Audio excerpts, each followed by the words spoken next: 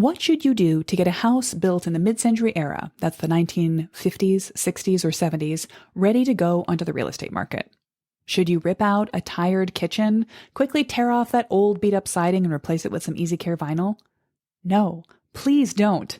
One of the saddest things that can happen to a mid-century house is that the current owners jump into a bunch of unnecessary repair work right before they sell it in the misguided idea that that's what future owners will want. Instead, let me make your life easier by advising you to do less. There is someone out there who is looking for your parents' time capsule house. So today I'm offering a checklist of how to get the house ready to catch that person's attention and then move on with your life. For regular Mid-Mod Remodel listeners, I've also got a pep talk on how to take ownership of your front door and a fun little mid-century history snippet about carports and why you might want one. I will link to some pretty images that might persuade you. Hey there, welcome back to Mid-Mod Remodel. This is the show about updating MCM homes, helping you match a mid-century home to your modern life. I'm your host, Della Hansman, architect and mid-century ranch enthusiast. You're listening to episode 1906. Now, before I get into advice for people who are trying to get a mid-century home off their hands, here's a little note for my regular listeners. If you live in a mid-century home and you're not planning to put it on the market, because you love it and you want to stay there for the long haul, then you're more than likely listening to this episode because you've got some remodel plans, some home improvement ideas dancing around in the back of your mind. I want to tell you that this is the perfect week to set your 2025 remodeling plans in motion by reaching out to work with Mid-Mod Midwest. Now, I know you've been putting it off for a while, but let's make it happen. Here's what I want you to do. Go to our website right now and check out the page that is labeled Work With Us. You'll find it in the main drop-down menu. There you can read all about how the master plan process works or watch a helpful and motivational explainer video I made for you about the process. And then you can click on the orange button that says Apply to Work With Us. This is a simple form that asks you easy questions about you, your house, and what you wanted to do to make it better. Hit send. I will get right back to you with a scheduler to set up a Zoom call so that you and I can chat about the project and make sure you're a good fit for Mid-Mod Remodel and that we are a good fit for you. If all goes well, we could be slotting you into our design calendar for early 2025. But don't wait too long. We're booking projects now that probably won't be coming back to their homeowners finished until February or March. So shorten up your wait time by getting your name in our design queue right away. All right, I've chosen our design tip this week very carefully for this episode because this is one of the things that I actually would recommend you think about changing on a home that you're responsible for before selling it. But it's also one of the best places to start making positive changes to your mid-century home, regardless how long you've lived in it and how long you plan to. The front door. It is never the wrong time to turn up the mid-century style on your door and the area surrounding it immediately. So if you're wondering where to even begin on making a real change to your mid-century home, but also one that doesn't tie your hands and lock you or somebody else into a lot of future decisions, this is where to begin. You'll start by changing just two things. One, switch out the mailbox. Choose a brightly colored mid-century style mailbox. I like Modbox USA as an example. But basically, if you just do a Google shopping search for modern mailbox or mid-century mailbox, you're going to find a couple of great options. Once you've done that, take the new box to the paint store and have them color match the exact color of that box to a paint color. Get a quart of that paint, take it home and paint the front door the same color. By tying those two elements together, the front door and the mailbox, you are going to be giving the house a statement. It's just going to be an eye-catching little detail. It doesn't really matter what else is going on around the house. If the siding is tired and needs work, not your favorite color, any other details in the landscaping that need a tune-up, a cheerful, brightly colored mid-century front door and a matching mailbox are going to make a statement that says somebody who lives here cares. And for anybody that walks up to the house to come into it, they're going to be confronted by a cheerful color that's going to make them think positive thoughts. So this is a great way to just get started, to get yourself out of a deadlock, to get yourself moving, or to put a little bow on any landscaping or cleaning up or basic maintenance tidying you've been doing around the house. This is something you can really change that does not lock you into anything else in the future. You could do a siding project in the future. You could paint the whole house in the future when you have more time, when you have more money. Other projects you might hire someone else to take care of. But this is something that anybody with a modicum of DIY energy can get done and can get done relatively quickly. A little ordering and planning ahead and then taking care of it in a weekend. This is a great tune up the house for spring, wrap up the house for fall, get the house ready to put on the market. This is a choice you can make at any time. It'll always be the right choice. So if you would like more tips on how to make good choices for sazzing up the space around your mid-century front door, I have a checklist, the Mid-Mod Front Door Facelift Checklist, and you can grab that at midmod-midwest.com/front door. It'll tell you how to go a couple of steps further than just door color and mailbox, but that's your starting point that you're jumping off from. So let me know if you've already done this, and if you are thinking about doing it, then I encourage you to go ahead and get started ASAP. As always, you'll find that link as well as our show notes with a transcript of this episode, plus our upcoming design feature and some photographs of that. Everything you need to know about working with Mid-Mod Midwest or following up on the advice in this episode at the show notes page, midmod-midwest.com/1906. All right, now let's talk about how to prepare a time capsule mid-century house for sale. Or frankly, how to prepare a house that has been remodeled a couple of times and just sort of been lived in and loved and been a family home for one or several families since the 1950s or 60s right through to today. It might have a 90s kitchen and vinyl siding on the outside, but if it has any original mid-century features left, it has the potential to go to someone who really appreciates those mid-century features. And even if it doesn't, it's likely got the bones, the structure, the layout of a mid-century house. It's in a mid-century neighborhood. It's easy to see this house as being just bland, small, old, out of date, but I want you to see this house differently, and I want you to prepare it for the market accordingly. I'm going to give you several pieces of very good news. One, I'm going to tell you to do relatively little, save you time and energy and money. And two, I'm going to tell you that this house might not seem special to you, but it is special to someone else. And if you can connect with the right people, you can hand off this house to good value. You can make it a family home for another couple of generations, and you can get a good return on your parents' investment in living in this home. I'm assuming this is, in general, the story I hear most often is an elderly parent needing to turn their house over, their kids putting it on the market and moving on with everybody's lives.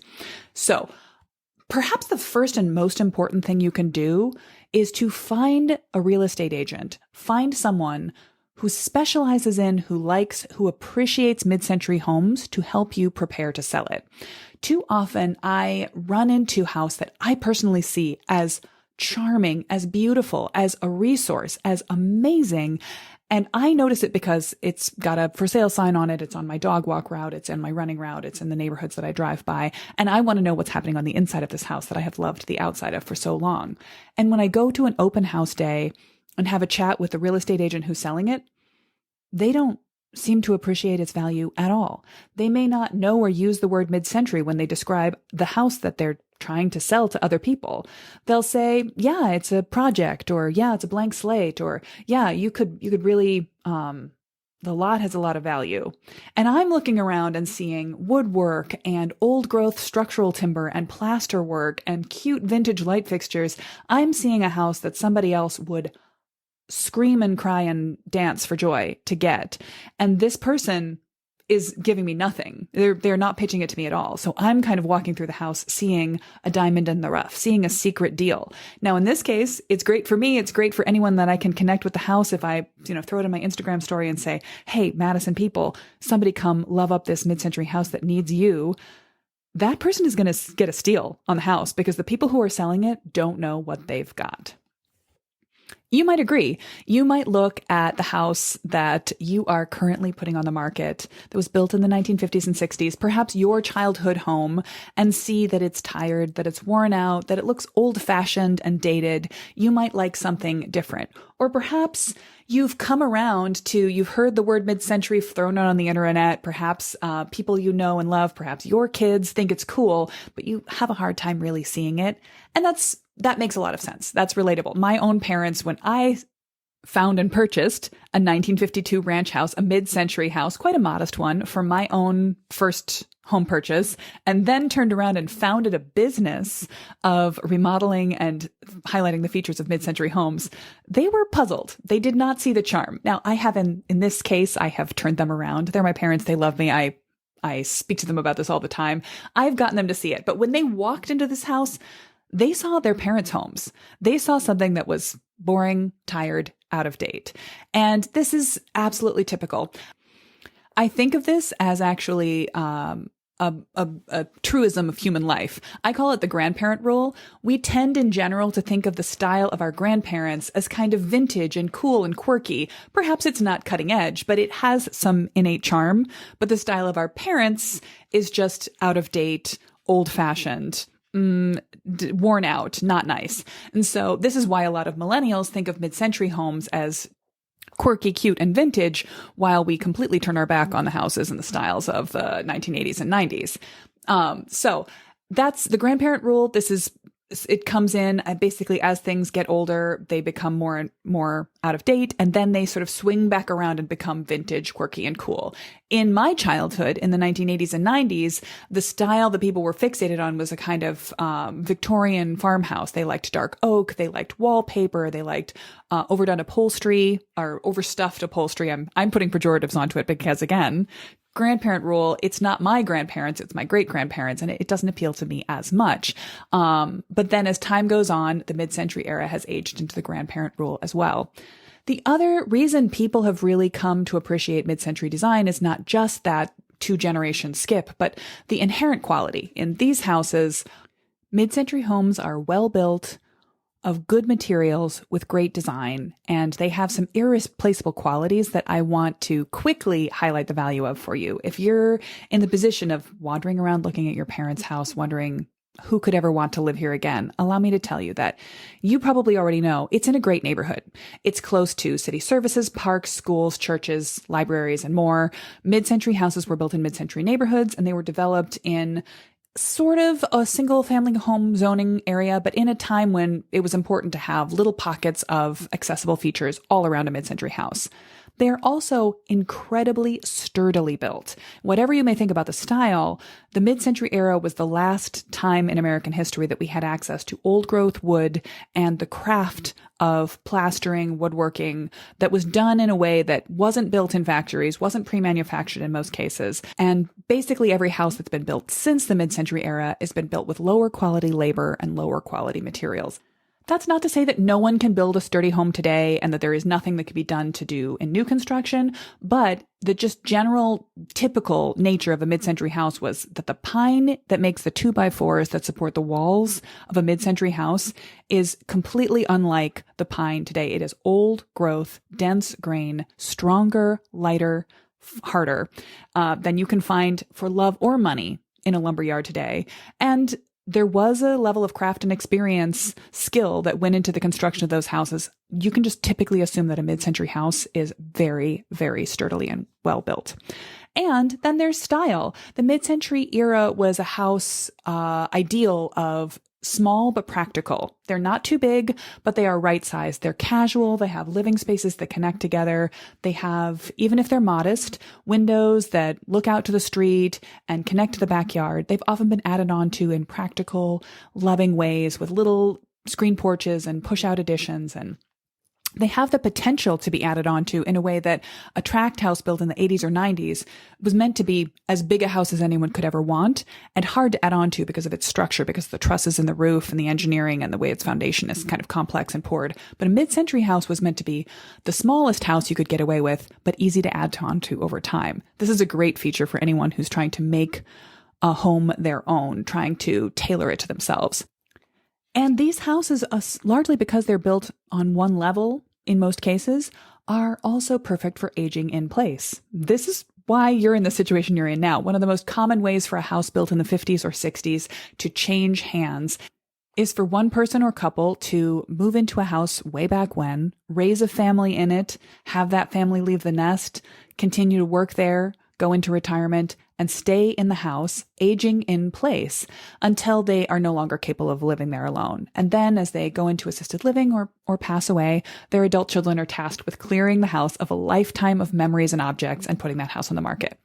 Now, from my perspective, from the perspective of someone who adores mid-century houses in all their original glory, this is a really risky time for the house itself, because Tired, energetic, busy adult children putting their parents' house on the market, and well-meaning realtors who don't get mid-century design trying to help that process go quickly and get the best price for it are very much in danger of making unnecessary and irrevocable choices for the house that will actually diminish its long-term value, slow down the process of selling it, and waste everyone's time, money, and energy.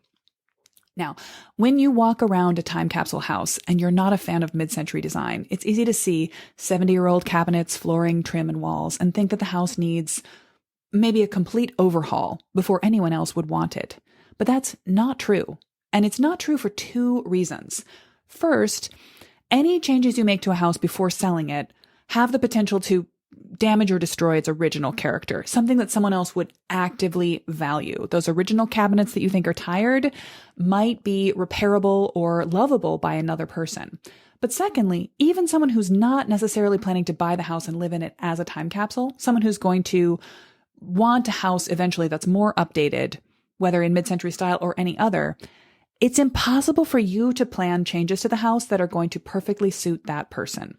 Any choice you make to replace a broken or battered item on the house, new fixtures, new finish, new appliance, these are general choices. They're choices that you are going to have to assume someone else might want. They're likely not to be the most luxurious or expensive or long-term choices because you're trying to put in something practical and then move on, get the house off your hands. But even if you did make the largest possible investment, there's still such specificity in a remodeling choice. Believe me, I know, this is my job. You can make a choice that pleases you and could please someone else, or it could just as easily turn them right off. At best, a person who buys a house that's just been fixed up might grudgingly take it on thinking, all right, well, they just remodeled the kitchen. And even though I hate the waste, I'm going to have to bite the bullet and tear it all out and do it again because I don't like that color. I don't like that tile. I don't like that layout. At worst, they'll be put off from the idea of throwing away new things you've just attached to the house and pass it by. Any change you make to a mid-century house with the goal of improving or updating it has as much potential to turn away a new potential buyer as to draw them in. So, okay, what can you do? Here's the short version. What I recommend you do after you've found a realtor who likes your mid-century house to give you some advice and help you walk through this process is first clear the house, then clean it, then repair and possibly slightly edit it. Okay, I'm going to talk about each of these things in more detail. Step 1, clear the house. Declutter, I mean actually take everything out of the house. It's a rare mid-century homeowner that lives in a house in a true time capsule manner, with all of their original furniture and decorative choices intact. My grandparents' house was actually a true time capsule to the 1960s, and it may be responsible for the early love I had for the era, even before I had done deep research on its many fine features. But a much more common story is that people simply live through the decades in their houses, and they replace their original furniture with lazy boys in the 90s. A new bedroom set for 10 years ago, maybe in a burst of energy efficiency in the early 2000s, they replaced all the bulbs in the house with compact fluorescents that now have a really cool, hard white glow that don't really suit anyone's face or make the house feel nice. And they've probably remodeled certain parts of the house in various eras according to the taste of that time rather than in full alignment with the original era of the house. All of these things are what they are, but for all of the furnishing and decorative choices, you want to just pull those back out. Show off the time capsule house to its best advantage by removing all of the existing furniture and objects and let the new owner visualize the space with their own stamp on things. Now, there is, of course, a school of thought that the easiest way to sell a house is to stage it full of furniture, but no offense, your parents' furniture is not the right furniture to help someone see the potential of this house. Staging in this case means going all the way and having a professional come in and do the house thoroughly with mid-century authentic furniture and pieces temporarily. Actually, that could be an amazing idea. You might compromise and arrange with a local vintage store to provide you a charming sofa, chair, rug, and coffee table to show off the living room in its mid-century glory. It would look amazing in the listing photos. But I wouldn't bother too much with this because largely you're going to show the house as a blank slate for the next person to come ahead. All right, that is clearing the house. Next, clean it. Thoroughly clean it. Now, there is a whole segment of the population that is excited, thrilled to go live in a vintage house, someone else's old house, and they will revel in the authenticity of original woodwork, tile, and fixtures, even if they are kind of beaten and battered. But no one wants to live in someone else's authentic grime. So deep cleaning all the original surfaces will not only make the house more appealing to a new owner, it might make the features look like they don't actually need to be replaced. Woodwork that seems tired may shine under a new coat of Murphy's oil. No matter how house proud, any elderly owner is going to let a few areas of maintenance and cleaning slip. In the case of, I'm thinking of my neighbors, next door neighbors who left their home a few years ago after living it well into their 80s.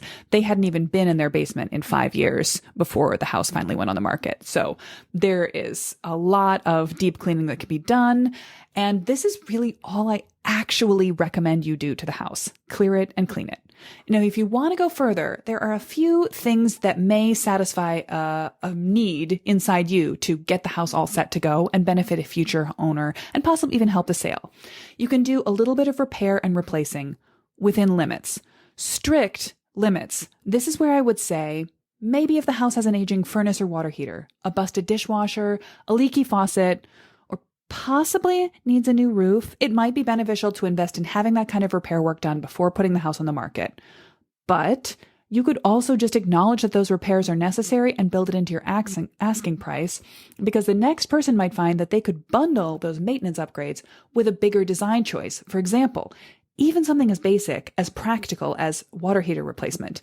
The next owner of the mid-century home might have chosen a smaller or larger tank based on their family size and water use. They might have chosen to go energy efficient with a tankless unit.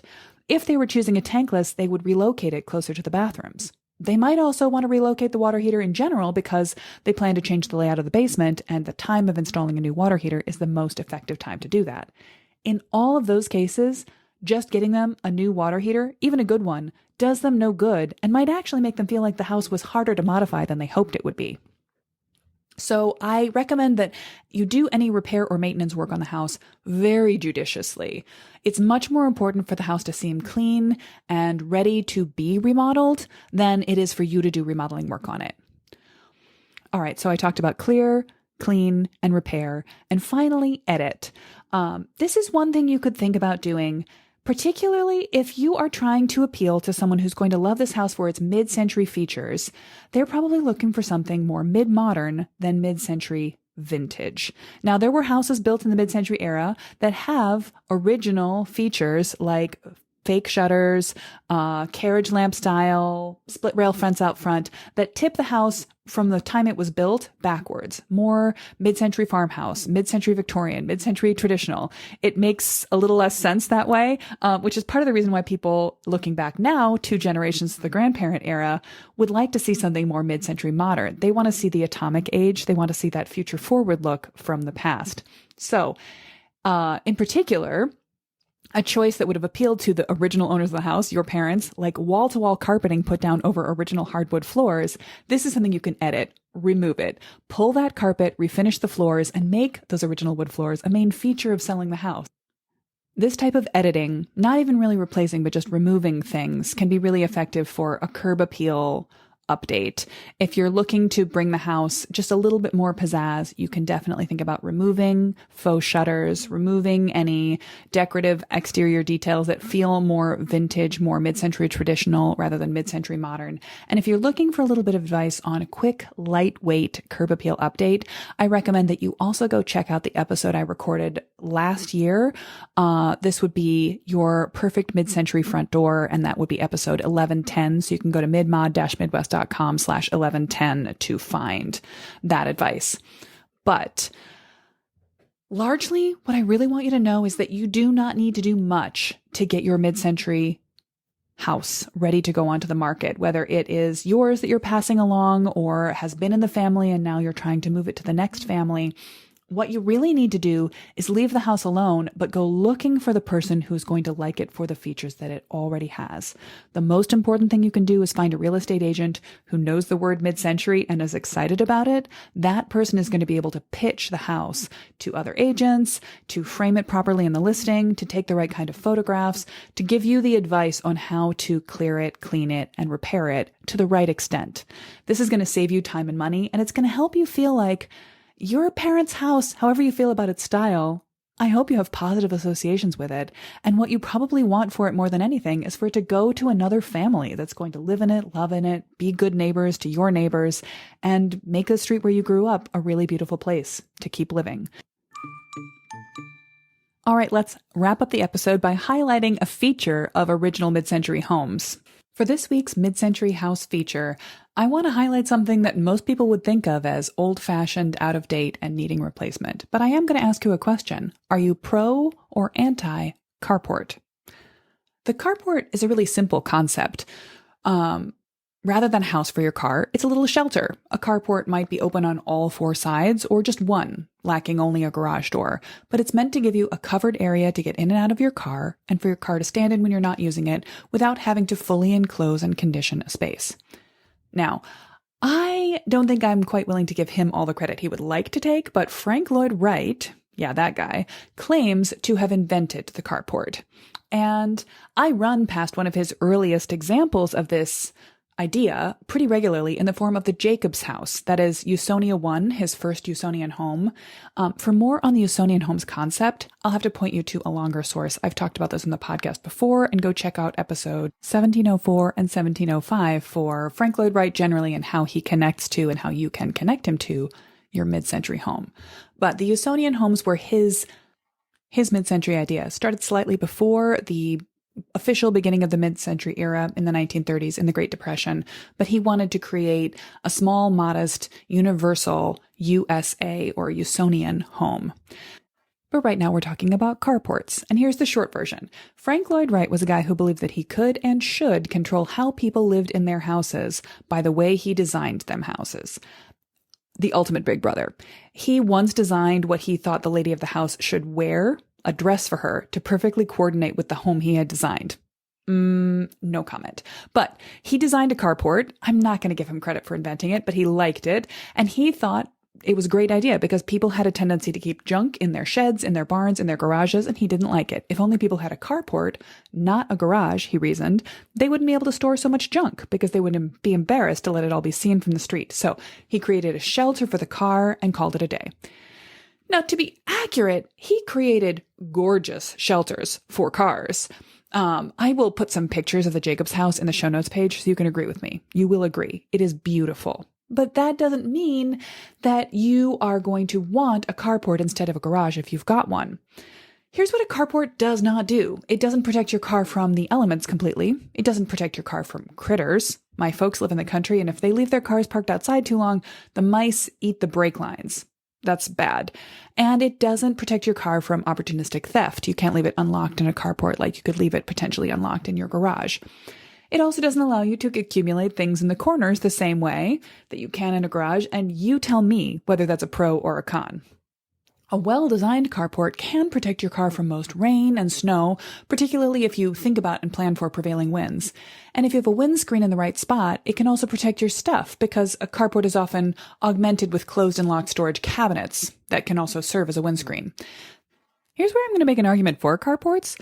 I think that kind of 2-foot deep closed and openable storage cabinet can be more effective than just the general jam stuff into the back part of your garage storage technique. By the way, if you want to just make your garage more like a carport, you can do built-in purpose-built storage for your stuff rather than, I am guilty of this, just putting stuff in the back corner and then putting more stuff on top of the stuff in the back corner until you've got a junky back end of your garage. But one more thing to think about is the multifunctionality of the garage and or carport. The car first space around our house can also do more service to us than just being for cars. It can be a place for people on special occasions. And this is actually an idea that high-end luxury homes have tried to incorporate recently. I've seen a lot of the model homes popping up on the internet, coming up with either a party or a show garage. This is often a second garage to augment a working everyday garage. The odds are that your current mid-century house garage is not a lovely or light-filled or warm or clean enough space to host a party in. But a carport really could be. It could double as a protected patio that is a wonderful place for you to hang out yourself in nice weather or to host friends. It can be easier to keep clean, to experience fresh air, and just generally be a likable spot in your house when you park your car on the street. And then when you want to park closer to the house because it's raining or snowing or whatever, then it is a car space. So this isn't me saying we should all tear off our garages and replace them with carports. My Midwestern heart quails at the thought. But I do think that there can be some benefit. If you have a house with a carport on it, don't necessarily think that's something you must change unless it does not serve your life. If you are thinking about how to add more car space around your house, it might be that what you need is a little more covered car area and rather than entirely enclosed car area. One way or another, this is just another mid-century house feature that works for some people and doesn't work for other people, has pros and cons, and I think this ties in nicely to sort of wrap up our episode of leaving original mid-century features intact. If you are not the person that's going to live with them, let the next person decide whether it's right for them. And if you are the person living in a house with a carport and you love it, I would love to hear from you. So reach out to me on Instagram at midmodmidwest or send me an email and just let me know that you love your carport, if that's you, or that you hate it. I'll take that news too. I'm curious. But I'll put a couple of photos of some of my favorite mid-century houses with carports that really augment their style on the show notes page. Be sure to check that out. You can find all the resources I've mentioned in this episode, the front door advice, the transcript of everything I've said in the episode, and photos of fun mid-century carport designs, including one by one Frank Lloyd Wright, at the show notes page at midmod-midwest.com/1906. Before I let you go, I just want to say I am always ready to talk to you about what you can do to tune up and make a mid-century house your own, or if you're looking for some advice on how to get a house ready to put on the market, I'd be delighted to talk to you about that too. I want good things for your mid-century house, whoever's going to live in it next. So you can always arrange to have a consult call with Midmod Midwest with me, Della Hansman, by going to midmod-midwest.com/call. and putting yourself right onto my schedule. I'd be delighted to chat with you about whatever's on your mind. For now, I hope you're feeling a little more appreciation for the mid-century home you have right now. And next week, I'll be talking about how to make a mid-century house even a little better by improving its insulation. This is actually one design feature that most mid-century houses are lacking in. The mid-century era was not a great one for good temperature separation between inside and outside of houses. So I'll be talking to you about how you can retrofit a mid-century house for the future by improving its insulation in many places and ways. We'll talk about that next week.